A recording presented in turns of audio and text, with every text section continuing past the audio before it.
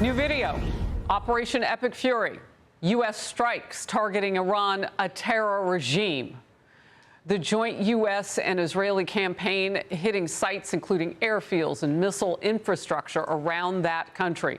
U.S. Central Command says our forces are degrading Iran's military capabilities hour by hour, day by day. I'm Harris Faulkner. You are in the Faulkner Focus. Here is President Trump from yesterday. They've lost their Navy. They've lost their Air Force. They have no anti-aircraft apparatus at all. They have no radar. Their leaders are gone. And we could do a lot worse to one another. We're leaving certain things that if we take them out, or we could take them out by this afternoon, in fact, within an hour, they literally would never be able to build that country back. U.S. Ambassador to NATO Matt Whitaker on U.S. efforts to take out Iran's missile and drone threats. Breaking news. Iran's new supreme leader has just issued his first public statement since being installed as head of the Islamic Republic, and it is a direct threat against the United States military.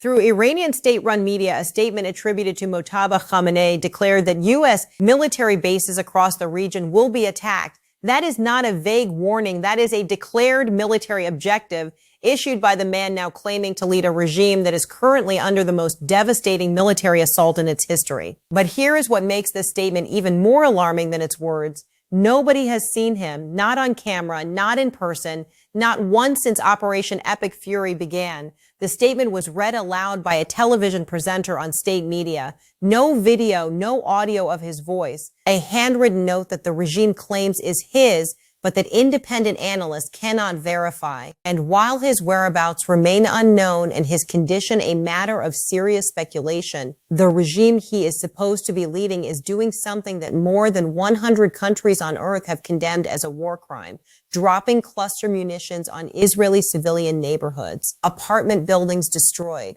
rescue crews pulling people from rubble, dozens of impact sites across Tel Aviv, shrapnel injuries reported across the city, and the Iranian military doing it deliberately, not as a mistake, not as collateral damage, but as a calculated tactic designed to overwhelm Israel's air defense systems by scattering dozens of deadly bomblets across populated areas. Meanwhile, President Trump made a statement yesterday that redefines the state of this war. Iran has lost its Navy, it has lost its Air Force, it has no anti-aircraft capability, no radar, its leaders are gone. And he added something that should make every person paying attention sit up straight. There are targets remaining that the United States has intentionally chosen not to strike yet.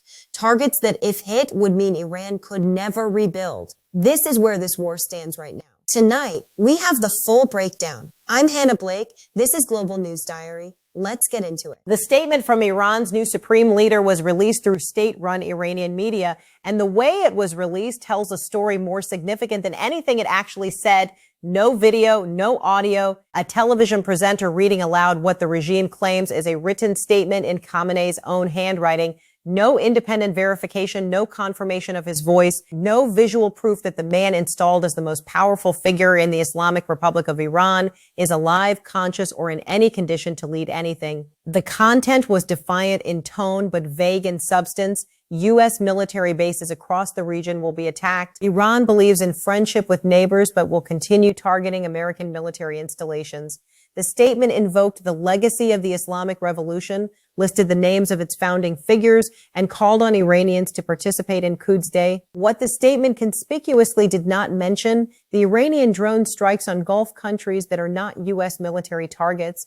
A drone struck Oman's fuel facilities. Attacks hit Gulf economic infrastructure. Those actions, which go far beyond any defensible claim of military necessity, were absent entirely. Retired Navy Captain Brent Sadler assessed the statement with clinical precision. It does not signal that Khamenei is in charge, a leader whose country is under the most devastating military assault in its history, and whose first public communication is a written note read by someone else on state television, is not projecting strength. He is projecting absence. There is a real question about Khamenei's physical condition. On the first day of Operation Epic Fury, U.S. military strikes hit a location where 39 members of the regime's inner circle were gathered, including his father, the previous supreme leader, along with other family members. Whether Mojtaba was present, whether he was injured, whether he is in a coma, none of that has been confirmed. In 13 days of war, he has not appeared publicly once.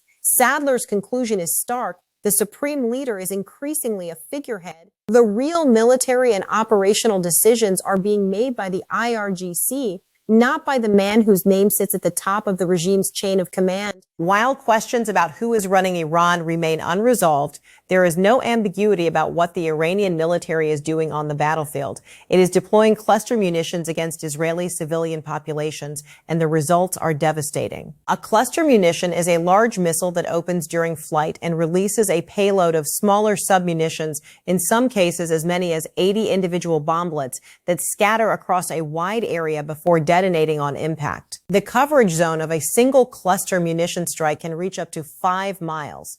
Every person, every building, every vehicle within that zone is at risk. This is precisely why more than 100 countries have signed the Convention on Cluster Munitions, an international treaty banning these weapons because of the indiscriminate harm they cause to civilians. These weapons were designed for open battlefields to slow advancing military forces. They were not designed to be fired at cities. Iran is firing them at cities. Rescue crews in Tel Aviv were documented working through the rubble of a destroyed apartment building, concrete and debris covering walkways, first responders treating multiple shrapnel injuries across a dozen impact sites in a single attack. A resident described sheltering in a building safe room and hearing a massive explosion seconds after the siren, not the sharp crack of a single warhead, but the rolling, spreading detonation pattern of cluster submunitions hitting across a wide area simultaneously. The tactic is calculated. When Iran fires a standard ballistic missile, Israel's layered air defense, the Arrow 2 and 3 David Sling and Iron Dome, tracks it as a single object. When Iran fires a cluster munition, the missile opens over the city and releases dozens of independent bomblets moving in different directions. The air defense system faces not one target, but many. Even Israel's extraordinary multi-layered defense cannot guarantee interception of every submunition. Iran knows this. It is exploiting it deliberately against civilian neighborhoods.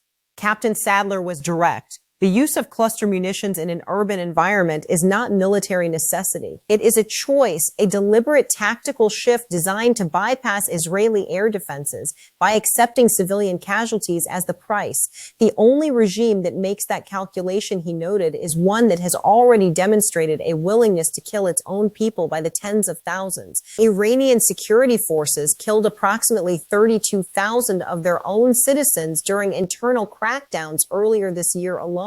Against this backdrop, President Trump made a statement yesterday that deserves the full attention of anyone trying to understand where this conflict is heading. Trump provided a comprehensive summary of what the campaign has already achieved and then delivered a warning about what has not yet been done. Iran has lost its navy. More than 60 Iranian ships taken out of action since the start of Operation Epic Fury. Iran has lost its air force. Entire classes of aircraft eliminated on the ground. Iran has no anti-aircraft apparatus remaining, no functioning radar, 2 full levels of its leadership eliminated. Then came the statement that carries the most strategic weight. Trump said the United States is deliberately leaving certain targets intact, targets that if struck would mean Iran could literally never rebuild. Within a single hour of ordering those strikes, he said Iran would be destroyed beyond recovery. That is not idle boasting. It is a carefully calibrated message directed at multiple audiences simultaneously. For the Iranian regime, a reminder that American restraint has limits. For U.S. allies in the region, confirmation that military dominance over this conflict is total. For the Iranian people, a signal that the United States is not trying to destroy Iran as a nation, but the regime that is destroying them. U.S. Ambassador to NATO Matt Whitaker reinforced the picture from a strategic angle. With the air superiority America currently holds over Iran, Whitaker said the U.S. can continue methodically eliminating Iran's ability to produce missiles and drones, not just existing weapons, but the industrial capacity to build more in the future. This campaign is not about winning today's battle. It is about permanently ending the threat. The single most important operational insight from this phase of the conflict, Iran's supreme leader is not making the military decisions. The IRGC is. Captain Sadler made this assessment clearly, drawing on years studying Iranian military structure from inside the Pentagon. The cluster munitions decision, the tactical shift to using banned weapons in urban environments, is an IRGC decision. The drone campaigns, the unmanned surface drones that attacked shipping in the northern Persian Gulf, the militia strikes on the U.S. diplomatic hub near Baghdad's airport, all directed by the Revolutionary Guard, operating with significant autonomy from whatever the regime's nominal leadership is attempting to maintain. This matters enormously for understanding how this conflict ends. A regime where the official leadership is invisible, possibly incapacitated, and communicating through unverified written statements, while real military decisions are made by a parallel armed force with its own institutional interests, is a fundamentally more dangerous and unpredictable adversary than one with a functioning chain of command. The IRGC is not fighting to restore Iranian military power. It is fighting to survive as an institution. Its commanders are doing what they can with what they have. Cluster munitions against Tel Aviv, drone swarms against Gulf infrastructure, militia strikes against American facilities, because that is what remains in the toolkit. The attacks are sporadic, opportunistic, and uncoordinated, Sadler noted. There is no overarching strategic plan from a unified command, just IRGC units acting on instinct and availability, reduced in scale, but still lethal when they occur. As Iran's ballistic missile capability continues to be depleted, a second category of threat is coming into sharper focus: drone swarms. Iranian drones present a fundamentally different challenge from ballistic missiles. Ballistic missiles are fast and high altitude, exactly what Israel's and America's defense systems were built to handle. Drones are slow and fly low. That combination makes them paradoxically harder to intercept. Radar optimized for high-speed ballistic threats can struggle to acquire and track slow-moving, low-flying objects. And when dozens launch simultaneously in a swarm, they can saturate defenses built for a different threat profile entirely. There is also a brutal economic asymmetry. Iranian drones cost a fraction of what it takes to intercept them. Every expensive interceptor missile used against a cheap Iranian drone represents a financial drain on American and allied defense resources that is disproportionate to the physical damage caused. The U.S. military is adapting. Captain Sadler noted that techniques developed in Ukraine, where drone warfare has been conducted at unprecedented scale and sophistication, are being applied in the Middle East theater. Helicopter-based countermeasures have proven more effective and significantly cheaper than missile interception for dealing with drone swarms.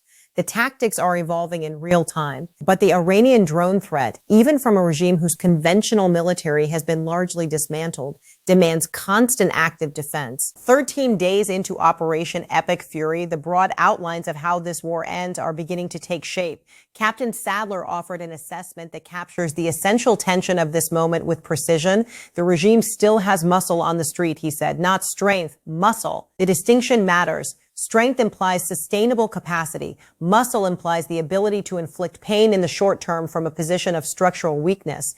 The regime has been significantly degraded, but it has not been destroyed. Day 13 is not the moment to let up on military operations. What is opening, slowly, carefully, is a window for the Iranian people themselves. As the IRGC's capacity is degraded, as its personnel are killed and its resources burned through in this war, the force that has kept the Iranian population from rising decisively against their government may be losing the capacity to simultaneously fight externally and suppress internally. The regime killed tens of thousands of its own citizens in recent years to suppress protest movements. The IRGC was the instrument of those killings. If the IRGC is bleeding out in this conflict, there may come a moment when it no longer has sufficient force to do both jobs at once. That moment, Sadler suggested, is the real strategic objective, not just the destruction of weapons and infrastructure, the creation of conditions under which the Iranian people can take their country back. And the only enduring peace, he said, requires a 180-degree shift away from the dictatorship that has governed Iran since 1979. That is the standard against which the outcome of this war will ultimately be measured. Here is today's question. Iran's new supreme leader has never appeared on camera. His condition is unknown, and the IRGC appears to be running military operations independently. Does a regime without visible leadership surrender, or does it fight harder without accountability at the top? And do you believe the Iranian people will seize this moment, Drop your answer in the comments. Best responses get featured in the next video. If this breakdown gave you the clarity most coverage is missing, hit that like button right now. 2 seconds. That is all it takes. Subscribe if you are not already here. Every major development in this war covered with the depth and context the story demands. Turn on notifications. This conflict moves by the hour. You do not want to be behind when the next major development breaks. Share this video with someone trying to make sense of what they are seeing. This is the breakdown they need. I'm Hannah Blake. This is Global News Diary. We will be back the moment this story develops further. Stay sharp. Stay informed.